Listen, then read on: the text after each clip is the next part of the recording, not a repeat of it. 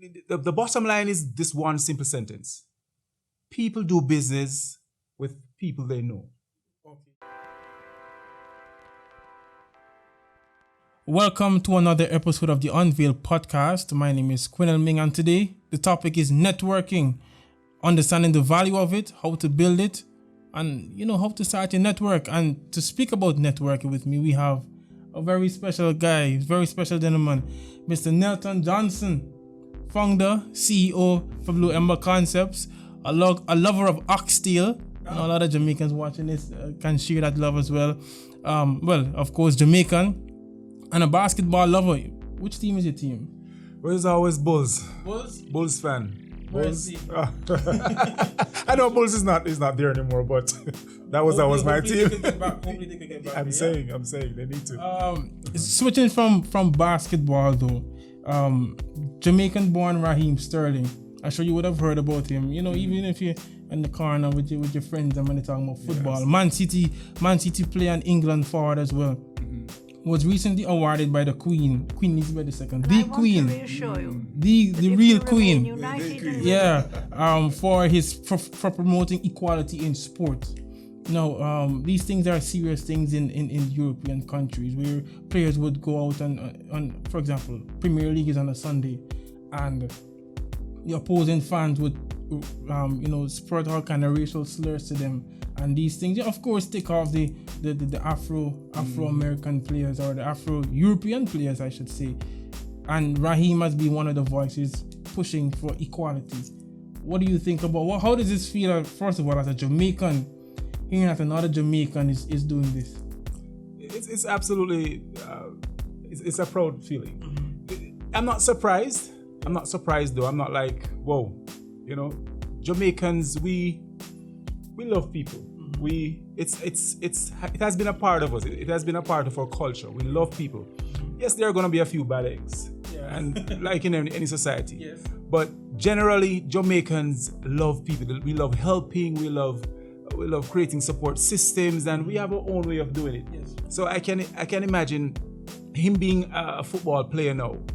He's naturally going to want to make friends and connect with people, and he wants to people to see him as somebody who's a friendly, and I think all of this is coming naturally. I'm not even sure that he's conscious of the impact that he's having fully. Right. He's probably surprised that, whoa, you awarded me to do something that's so natural, coming so natural, So it's a beautiful feeling. It makes me feel proud to be Jamaican. Well, now we have to, when we say Raheem Sterling, we have to say Raheem Sterling MBE, member of the most excellent order of the British Empire. Awesome. That is the award, Raheem Sterling MBE, and I'm sure other Jamaicans can or will feel proud as well for his accomplishment. We started doing something 2 weeks ago called a Small Business Shout Out, where we try to promote small business owners and their endeavors. So we just tell them, hey, follow us, subscribe to our YouTube channel, follow us on Instagram, and send us your business information, and we'll promote it for you for free. So today we have Sweet Addictions business in Mandeville, Jamaica. Sweet Addictions Instagram page, sweetaddictions.je, and the tagline is "Great taste in every bite." I'm hoping that they could send us some free stuff. That sounds good, doesn't it? Getting into our topic, networking, the value of it, and how to build it. Now, you're the founder and the owner of Blue Ember Concepts. What makes Blue Ember Concepts? Well, what is the business? What type of business is it? And what makes it different from any other business in the field that Blue Ember is in? Powerful questions. And I'm now speaking on behalf of other businesses before I get into what makes Blue Ember special. Yeah. What makes each business special is usually the people behind the business. Right. Because the business is just it's an expression of someone's passion, someone's creativity, someone's dream. Yeah. So for Blue Ember, that is what makes it special. It is the people. It is us. It is myself. It is my team, my wife. It is my clients. It is the people who come together to make this family, what I call family, work. And the experience that you have when you do business with a company, that should stand out. It should be one that is positive. It should be one that's encouraging. You're not just coming in to do some market research, or you're asking for some branding, but when you leave, you should feel like, okay, I am now a part of something bigger than myself. This is a connection with people who know people, and I may meet someone who's going to impact my business in such a way that I never dreamt of. And that's the power of being passionate about your business and representing it at the highest level. So I think that's the unique thing about Blue Ember. It's us. Yeah, we're involved. Yeah. I see. That sounds really. I think I would want to be a part of Blue Ember. What you're saying? You started Blue Ember in what year? Like every other business, there's a kind of a blur line as to the when, but you know the time period. I know I was incorporated in 2011. Okay. You know, or let me not say incorporated. I was registered in 2011. Okay. But the incorporation was in 2002 as a limited liability company. Okay. But it was more of just me, you know, being Blue Ember, Mr. Blue Ember, Mr. Blue Ember. Ah. And then you meet people who are like-minded and who have who have different talents, pool of talents, and we come together. Yeah. So I remember in 2011 we opened an office, and that was when the real Blue Ember fever started. I would say the spark was fully ignited.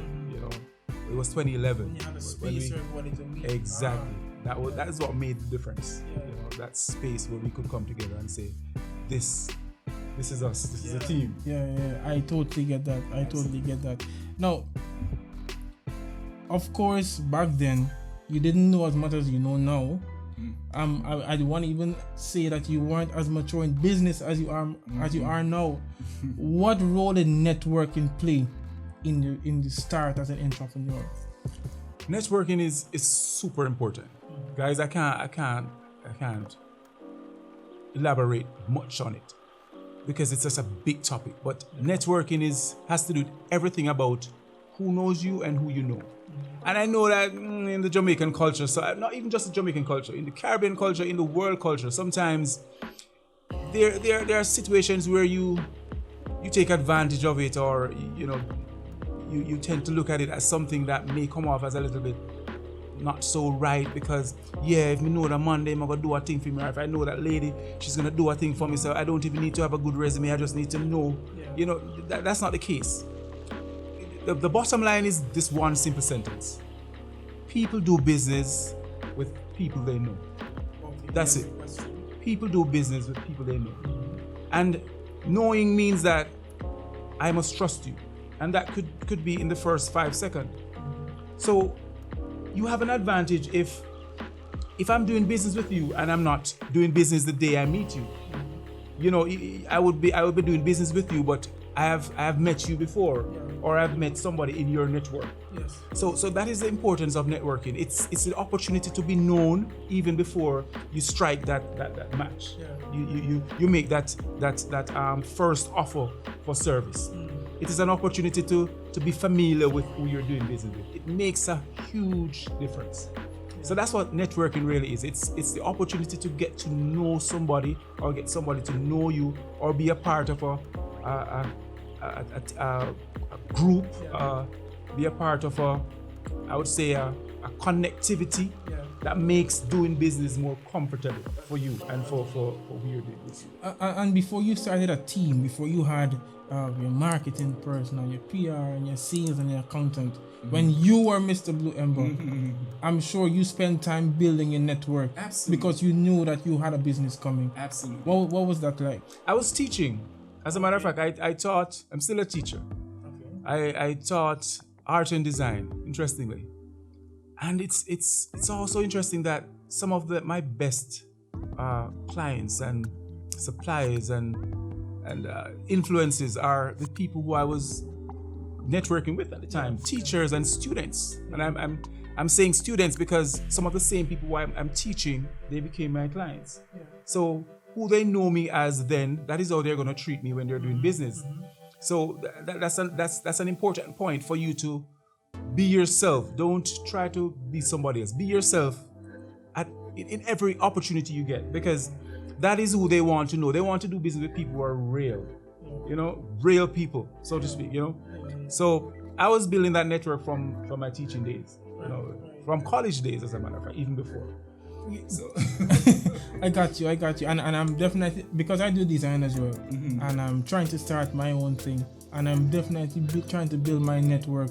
And what I want us to do in a few minutes is to just tell persons how to build a network. I read something recently, and I think I can teach person enough from what I would have read. But you definitely would have had or gained definite experiences from the past. So we want to hear that as well. But you touched on something a minute ago. A lot of persons have a negative outlook at networking because a lot of them had experience like, okay, I am qualified, but I don't have any links to this business, and the man wouldn't hire me because his cousin doesn't have no experience and isn't qualified as I am, but that's his link, and he would hire them just because. I think that is the negative outlook at networking, but that's not what it is. It's about value. It's about the value that you place, and it's about who knows you. And if you know someone with value, then you hire them. What do you think about that? Yeah, well, absolutely. I can hire my cousin. Nothing is wrong with hiring my cousin. Right. It's my cousin. But not because he's but your I'm cousin. Not, exactly. I'm not going to hire not just because he's my cousin. Right. That's the reality. The reality is that you're going to hire him also because he's your cousin. Okay. But I am also going to look at the fact that my cousin is qualified. Now, how do I guarantee that my cousin is going to do the job? That lies in me to say, okay, hey, can you do the job? Will you do the job? I'm going to give you a fair opportunity to do the job. But the reality, we can't erase the reality. We have to call a spade a spade. Yeah. The reality is that if there's a pile of resumes here, my cousin has an advantage. That's a fact. Yeah. And you can't get away from it. But let's not say we're going to hire him just because he's my cousin and he doesn't, stack up to all the other resumes. I think that's the important that you must be in the top 5, and then you win because you're my cousin.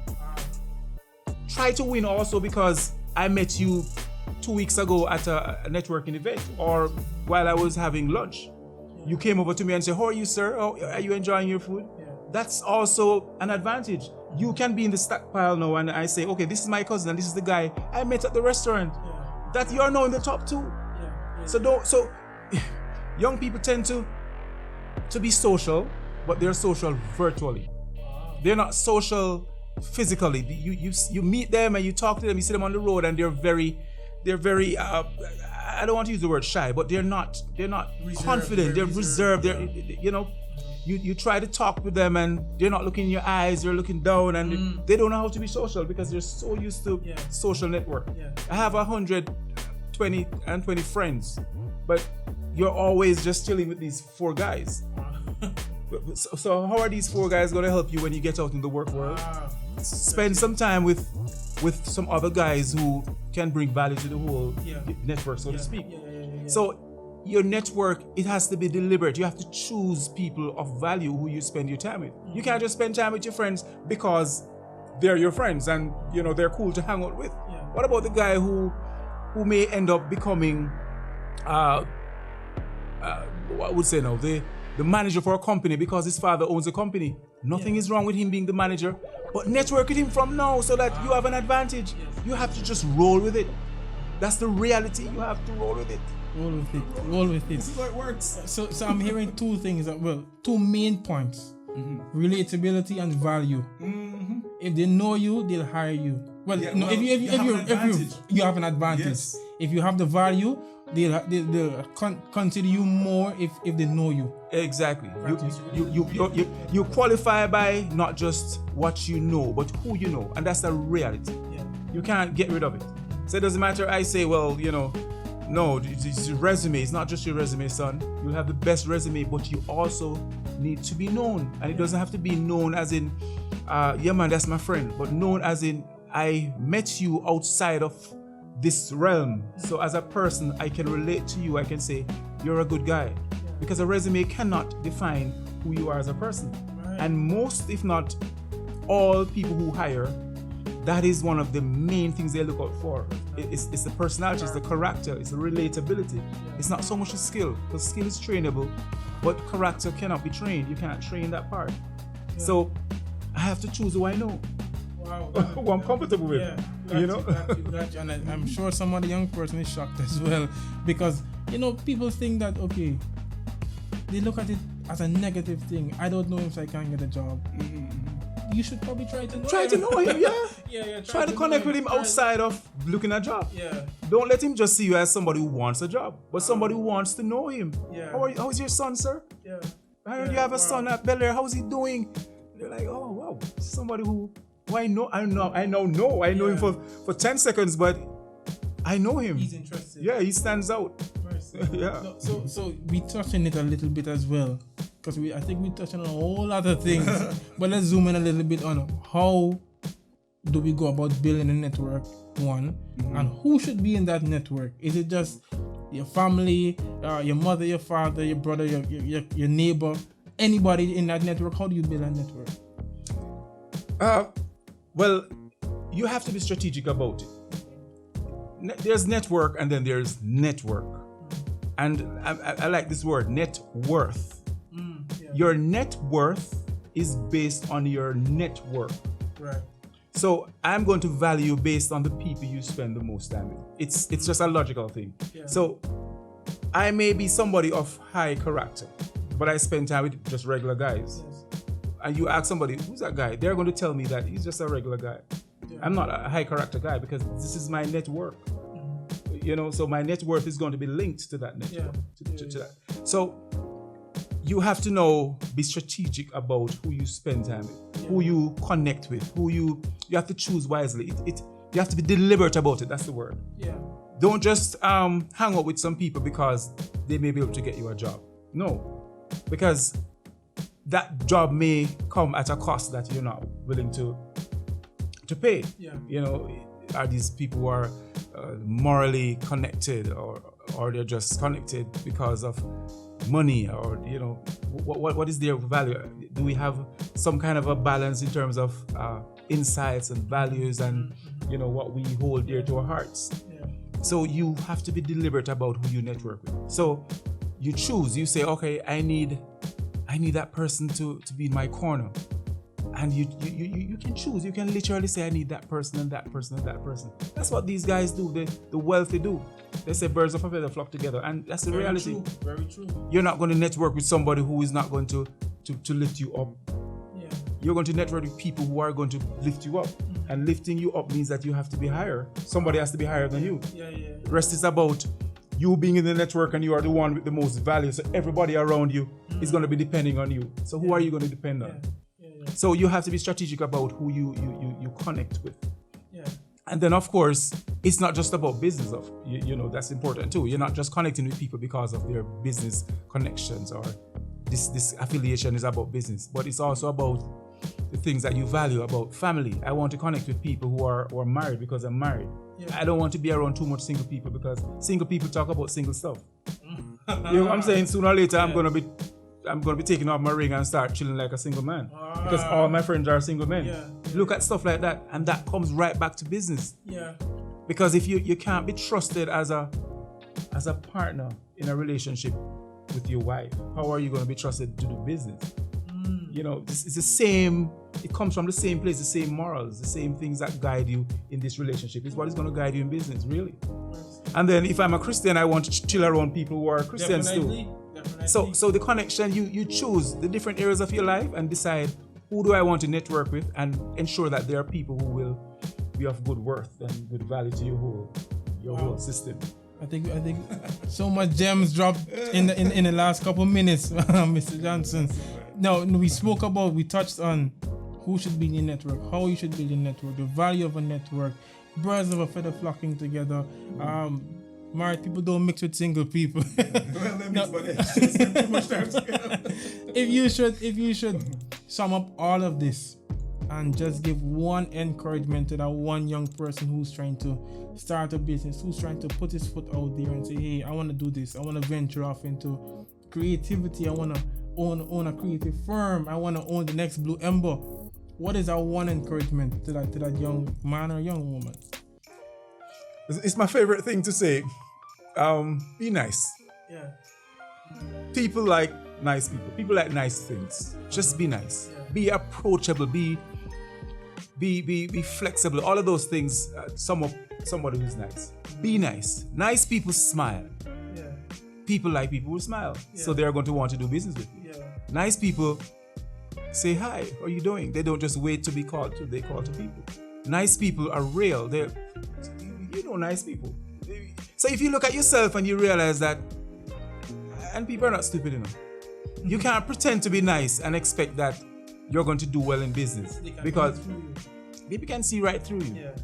There are some people who are they just can't be nice, and that's the reality. They just don't have the personality of being nice. So what they do is be strategic about it.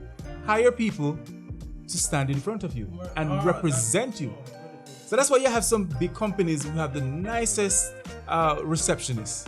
And we know for a fact that that's where the end of night, that's where nice ends. Yeah. It's the receptionist. But they grab you and they say, "Hi, how are you, Mr. Johnson? It's so good to see you." Yeah. And the truth is, I know the boss. I know the boss is not nice. Yeah. But I do business with the company now because of that receptionist. Wow. But as soon as that receptionist leaves, you start doing this. I like the people, and people are not nice, man. They're not deal with people good, man, you know. And that's how we do it all the time, don't it? Yeah. We want to be around people who are nice. True. So young people, be nice. Be nice to your parents. Be nice to your friends. Be nice to even the people who you know you don't like. Just be nice. Because the truth is, in the end, as I say, the greatest businessmen are the people who are able to connect with everybody. Their enemies do business with them. Because that's just business. You know, I don't like you, but you do work with me. So be nice, be likable, be approachable, be flexible, be forgiving. Be nice, be likable, be approachable, be forgiving. This was the Unveil podcast. Thank you very much, Mr. Johnson. Awesome. I thoroughly enjoyed it, and I hope we added value to your creative experience. Like us, follow us, subscribe, everything. See you next week. Thank you for watching. That was good, man.